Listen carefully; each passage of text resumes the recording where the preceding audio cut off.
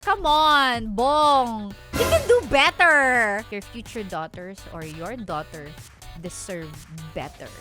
Like I said, di ba, minsan, yung mga simpleng slip of the tongue, doon mo talaga makikita yung character ng isang tao. And again, I guess the reason bakit ang daming nagalit was, we are expecting so much from someone who is a political figure. Come on, Bong! You can do better! Kung paano mo dineliver yung thought na gusto mong iparating, mali.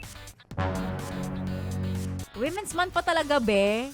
Kaloka ka, 'di ba? It's also the right venue, or I mean the right pagkakataon, opportunity to mention we have laws, protecting women para sa mga ganito, because dahil of course may iba na offend, sasabihin na naman ng iba na Nakapakabalat sibuyas niya naman. hindi naman natin makokontrol yun kung nakaka-offend sa kanila. Meron tayong kung tawagin Safe Spaces Act.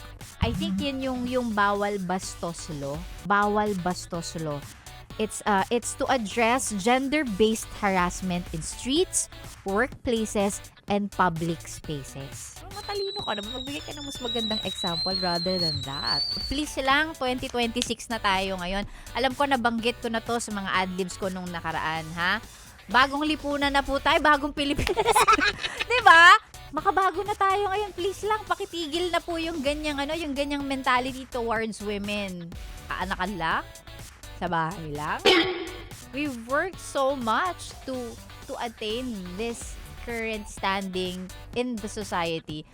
Ngayon, ang babae nakakaboto, may mga babae kang presidente, leaders, political figures, women who are trailblazers, kung tawagin nila, women who do everything they can to make change, to take up space and make change. May advocacy sila. Huwag niyo naman kaming i-reduce into what? Being part of your sexual fantasies. And kung ganyan man kayo, pwede ba pakisarilinin nyo na lang? Tsaka pag nagkaanak kayo ng babae, gusto nyo ba ganyan din ang tingin sa kanila? Objectify? Your future daughters or your daughter deserve better. Ah! Ano pang ginagawa mo dito, ha? Sinasabi ko na nga ba eh. Solid yes friend ka talaga. Dahil nandito ka na rin lang, sige na, mag-like at mag-comment ka na. Mag-subscribe ka na rin at i-click ang notification bell. Para mapasali ka sa mga kalokohan namin. Bawal na bawal mag-no dito, ha? Kasi yes to yes!